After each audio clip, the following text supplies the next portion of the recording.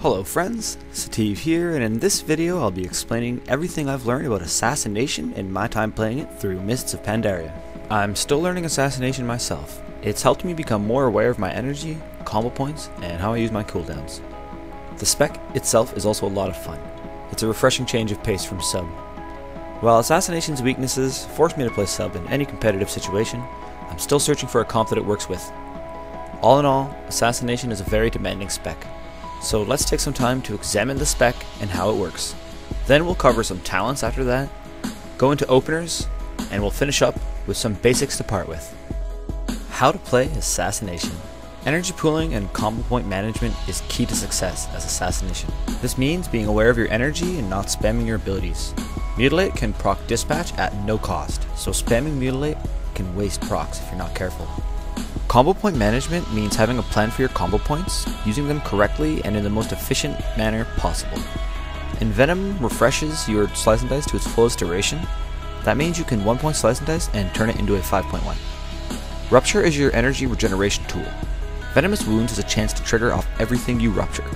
Spreading your damage onto 2 targets increases the damage you deal to your third, meaning Assassination deals less damage if you just mongoloid one target for too long. One of Assassination's strengths is its ability to spread its pressure across multiple targets. And the more targets you have pressure on, the more energy regeneration you have. From here we're going to transition to how talents will affect your gameplay as Assassination. In this segment we're going to speak about 3 talents in particular. The first one is going to be Subterfuge. Subterfuge allows you to have different opening styles, which we're also going to cover more about in the third part of this video.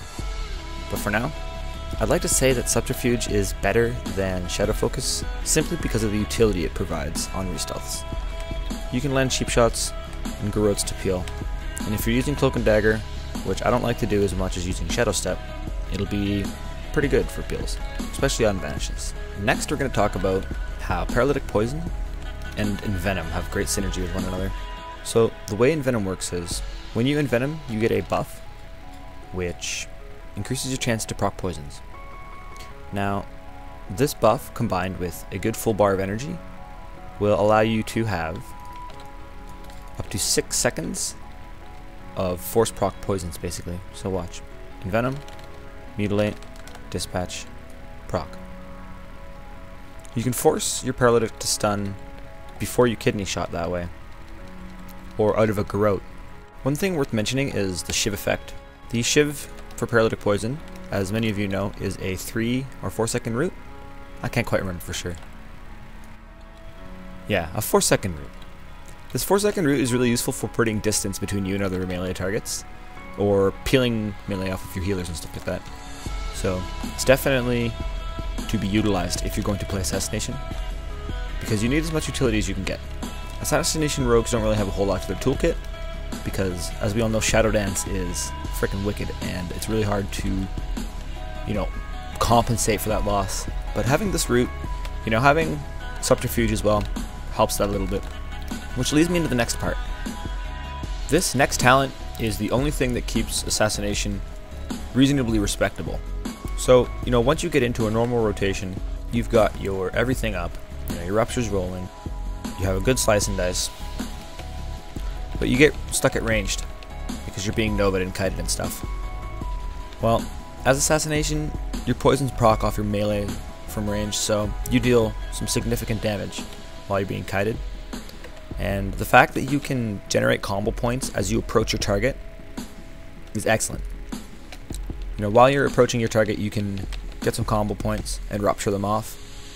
You know, switch to your next target who's at range, get some combo points, rupture them off. That sort of thing.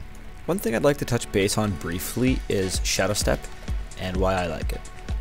Now, we don't have Shadow Dance to fall back on to make use of Cloak and Dagger effectively, so I personally prefer to use Shadow Step because it's much more reliable out of stealth, and I can always use the defensive aspect of Shadow Step to help my team stay ahead, like eating scatter traps or Shadow Stepping back to my healer and avoiding lots of incoming damage.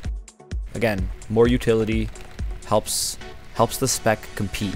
You know, I'm trying to set up my talents the best way to compensate for Assassination's weaknesses, as well as capitalize on its strengths.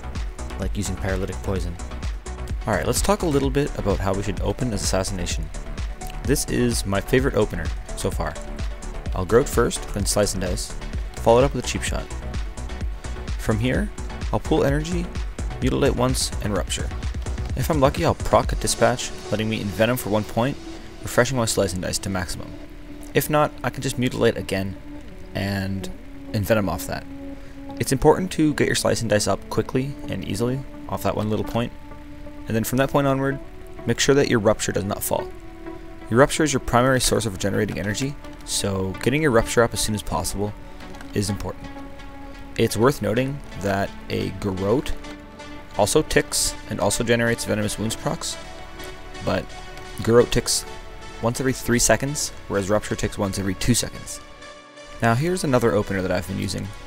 Since we don't have Cloak and Dagger, it's going to be hard to Cheap Shot after a Groat.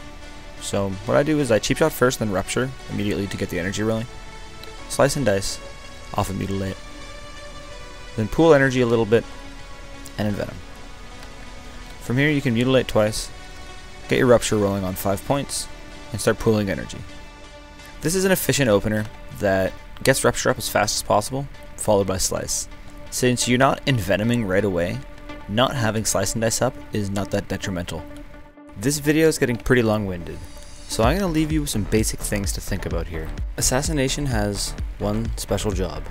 That is spreading your damage all over the place to increase the damage you're dealing to your main target. If you can manage to never let your Slice and Dice fall off and always envenom it on instead of having it fall off and being forced to reapply it with combo points, then you're doing it right. So, in short, the more Ruptures you have rolling, the more pressure you're going to be getting out. I like to, while my pressure's going out, get paralytic stuns into kidney shots on healers. You know, this lets you capitalize on your spread damage. If you always have the idea that you're trying to get pressure rolling on multiple targets while locking down healers, you're going to be doing a really good job as Assassination Rogue. One thing I feel I should mention is Assassination's cooldowns are significantly longer than Sub. So you need to be extremely careful with how you use your offensive CDs. People can Vanish, Bubble, Ice Block, and I think Blessing of Protection, your Vendetta. Wasting your offensive cooldowns is bad play for any spec. Pooling your energy and managing your combo points effectively is also extremely important for Sub.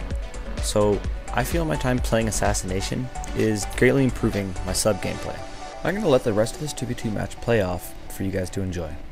I put the Druid into a paralytic stun as I get Nova'd.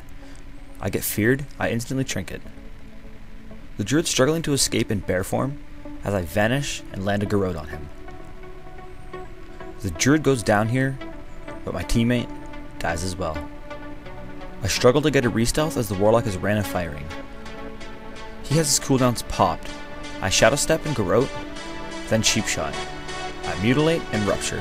He pops his Sacrificial Pack, absorbing majority of the damage I'm dealing. He puts me into another stun and a fear.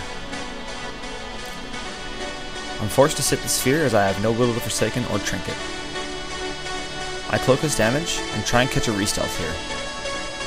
But this guy is all over me. He Unbound Wills my Gouge and gets blinded full. I Slice and Dice my remaining combo points off and reopen him with a Garrote. Into a Cheap Shot off that Rupture. I'm focusing on just keeping him locked out and getting my dots rolling. He gets me in another full fear here, but it's looking bad for him. He's struggling to stay alive with Drain Life, but feels the Shuriken toss in the end.